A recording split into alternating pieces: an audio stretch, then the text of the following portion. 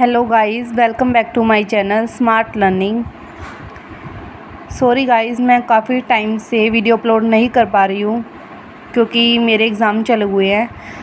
यहाँ पे मेरे पास मैसेज आया कि मैम इम्पोर्टेंट टॉपिक बता दो, तो मैं आपको इम्पोर्टेंट टॉपिक बता रही हूँ आज कि इसमें से आप कौन कौन से टॉपिक करके जा सकते हैं। इसमें प्रैक्टिकल पॉइंट ऑफ व्यू से आप परमुटेशन एंड कम्बिनेशन कर सकते हैं, binomial theorem and linear programming. ठीक है, ये 3 चैप्टर्स जो हैं आप प्रैक्टिकल पॉइंट ऑफ व्यू से कर सकते हैं और एक डाटा इंटरप्रिटेशन। ठीक है, और जो बाकी के चैप्टर्स हैं, सॉरी ये वाला, ठीक है, इसमें से आ सकता है बट चांसेस इसके अंदर से ज़्यादा होते हैं। यहाँ पे हमारे पास जो ये 3 चैप्टर है इसके अंदर हम थ्योरी करेंगे। ठीक है, तो मैं थ्योरी भी बता देती हूँ और जो इम्पोर्टेंट टॉपिक्स हैं वो भी बता देती हूँ। इसके अंदर जो हमारे ये प्रूव करने वाली थ्योरम्स हैं ये आ सकती हैं। थ्योरम एक भी ना छोड़ के जाएं, जो प्रूव करने वाले सम हैं वो ना छोड़ के जाएं। ठीक है, ये वाली एक्सरसाइज की कम चांसेस हैं, आपको ज़्यादा से ज़्यादा इस टाइप के सम दिखेंगे जैसे इसमें प्रूव करने के लिए बताया गया है। तो आप ये वाली एक्सरसाइज जो प्रूव करने वाली है वो वाली एक्सरसाइज बिल्कुल ना छोड़ के जाएं। इस टाइप के सम भी आपको दिख सकते हैं बट बहुत कम चांसेस हैं। तो आप ये वाला चैप्टर तो अच्छे तरीके से कर जाना, मैंने करवा भी दिया ये आपको कंप्लीट चैप्टर। ठीक है, अगर आपने मेरी वीडियोस नहीं देखे तो आप प्लेलिस्ट में जाके पूरा कंप्लीट चैप्टर इसको कर सकते हैं। जो ये कॉम्बिनेशन वाली एक्सरसाइज है हमारी एक्सरसाइज 1.8, तो आप इसको तो बिल्कुल मत छोड़ के जाना। ठीक है गाइस, और जो बाइनोमियल थ्योरम है इसमें से एक क्वेश्चन पक्का है। ठीक है, और यहाँ पे हम मतलब एक क्वेश्चन का मतलब है 16 मार्क्स के जो 2 पार्ट्स आते हैं हमारे, वो दोनों इसके ही आएंगे, तो पूरा एक क्वेश्चन हो गया। इस ये वाला चैप्टर भी मैंने बनाया हुआ है, तो आप अच्छे से इसको कर सकते हैं। इसकी प्लेलिस्ट भी मैंने डाल रखी है अपनी यूट्यूब चैनल पे। तो यहाँ पे ये वाली एक्सरसाइज की कम चांसेस हैं। ठीक है, आप ये पहली 2 एक्सरसाइज बिल्कुल मत छोड़ के जाना, और जो ये वाली एक्सरसाइज है इसके भी चांस है कि आ सकता है क्वेश्चन। ठीक है गाइस, अब थर्ड चैप्टर में क्या है कि अगर सम आया, थ्योरीज है जो बाइनोमियल में से कम आने के चांसेस हैं, और थर्ड में जो अगर सम आता है हमारा तो ये वाले सम आने के चांसेस हैं 3.2 एक्सरसाइज के। ठीक है, 3.2 एक्सरसाइज बिल्कुल मत छोड़ के जाना। और लीनियर प्रोग्रामिंग में है, जैसे हमारे पास ये है different type of linear programming problem, तो ये हमारे पास 4 नंबर की थ्योरी आ सकती है और ये सम आने के चांसेस कम हैं इक्वेशन वाले।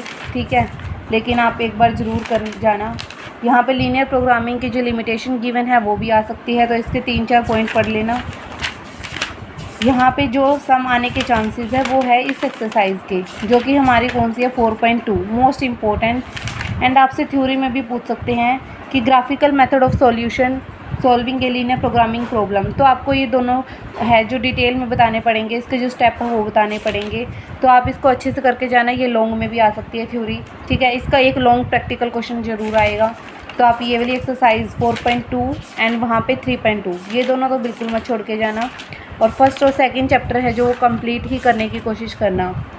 तो ये जो एक्सरसाइज है 4.2 आप कंप्लीट करना अच्छे से। ठीक है, थर्ड बेशक मत करना, सेकंड पक्का करके जाना। अब आते हैं हम 5th चैप्टर पे। 5th चैप्टर में हमारे पास आ जाता है 4 नंबर का टाइप ऑफ डाटा, तो हमें इसमें प्राइमरी और सेकेंडरी डाटा बताना पड़ता है। और लॉन्ग में आ सकता है 8 नंबर का जो क्वेश्चन एक पार्ट होता है हमारा कि डिफरेंस बताओ primary data and secondary data में। ठीक है, तो आप इस क्वेश्चन को मत छोड़ के जाना, और ये बता सकते हैं कि मेथड बताओ कि किस तरीके से हम प्राइमरी डाटा को कलेक्ट कर सकते हैं और किस तरीके से हम सेकेंडरी डाटा को कलेक्ट कर सकते हैं। तो ये वाली चैप्टर है जो 5th चैप्टर, इसमें से आपके पास थ्योरी ही आएगी, या तो ये डिफरेंस पक्का आता है। ठीक है, ये डिफरेंस आ सकता है या फिर कलेक्शन ऑफ थ्योरी, तो आप इसको पक्का पढ़ के जाना। ठीक है, ये आ गया कलेक्शन ऑफ सेकेंडरी और वो था कलेक्शन ऑफ प्राइमरी, तो दोनों ही आपके पास मतलब दोनों ही आप अच्छे तरीके से करके जाना इसमें।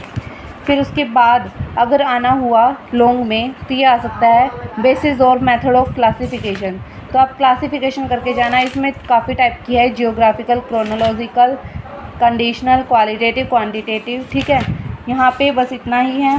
उसके बाद ये हमने नहीं करना। टाइप ऑफ फ्रीक्वेंसी सीरीज़ भी नहीं आएगा। अगर शॉर्ट में आता है तो ये पूछ सकते हैं कि कोई एक, जैसे ओपन एंडेड सीरीज़ क्या होती है, क्युमुलेटिव सीरीज़ क्या होती है, ठीक है। क्युमुलेटिव ज़रूर पढ़ के चले जाना आप। तो यहाँ पे आप एग्जांपल देखें, इन थ्योरीज़ को एक्सप्लेन कर सकते हैं ताकि अच्छे से आपका क्लियर हो जाए और नंबर भी आपको पूरे मिले। यहाँ क्या है, टैबुलेशन ऑफ डाटा। तो टैबुलेशन ऑफ डाटा का आप मीनिंग पढ़ जाना, वैसे आने के चांसेस थोड़े कम हैं। यहाँ पे आ सकता है difference between classification and tabulation, तो ये पक्का करके जाना, ठीक है। उसके बाद है ये 5th चैप्टर हमारा हो गया है। डाटा रिप्रेजेंटेशन में हमारे पास पूछ सकते हैं कि टाइप ऑफ डायग्राम, कि टाइप कितने हैं डायग्राम के। तो इसमें आपको 1 डायमेंशनल, 2 डायमेंशनल, 3 डायमेंशनल, पिक्टोग्राफ सारा एक्सप्लेन करके आएंगे। बार डायग्राम क्या होता है, 4 मार्क्स में आ सकता है, ठीक है। इसको बार डायग्राम को आप क्या करोगे, अगर आपने कंस्ट्रक्शन देने तो कंस्ट्रक्शन, अदरवाइज़ इसका एक सम एक्सप्लेन कर देना, तो उससे भी आपको अच्छे मार्क्स मिल जाएंगे। उसके बाद है pie chart. Pie chart important है, ठीक है। मैंने ये सारी वीडियोस डालनी थी बट मेरे एग्ज़ाम की वजह से ये बीच में ही रुक गया है। तो मैंने पहले 4 चैप्टर कंप्लीट डाले हुए हैं, 4th थोड़ा सा रहता है, वो आप अच्छे से कर लेना। ये बाकी थ्योरी वाला है तो आप थ्योरी पढ़ सकते हैं खुद से। इसके अंदर है difference between diagram and graph. तो डिफरेंस तो आपने जहाँ भी देख लिया है वहाँ पे ही कर लेना, मतलब कोई भी डिफरेंस हो, किसी के बीच का डिफरेंस हो, वो डिफरेंस आप कर लेना। उसके बाद पूछ सकते हैं ग्राफ ऑफ फ्रीक्वेंसी डिस्ट्रीब्यूशन। ये लॉन्ग में आ सकता है, इसमें आपको सारे एक्सप्लेन करके दिखाने पड़ेंगे। और रही बात क्वेश्चन की, तो क्वेश्चन में आ सकता है कि हिस्टोग्राम, ठीक है। हिस्टोग्राम वाला क्वेश्चन इंपॉर्टेंट है। ये वाला क्वेश्चन क्या है, इंपॉर्टेंट है। और एक है पॉलीगन वाला, ठीक है। अगर आपको ये आता है हिस्टोग्राम, हिस्टोग्राम से ही क्या आ जाएगा, पॉलीगन। क्योंकि हिस्टोग्राम बनाने के बाद आपने क्या करना है, जो इनके मिड पॉइंट हैं उससे एक लाइन को ऐसे शो कर देना है, बस। ये हमारे पास पॉलीगन और हिस्टोग्राम, ठीक है। इस चैप्टर में हमारे पास यही इंपॉर्टेंट था।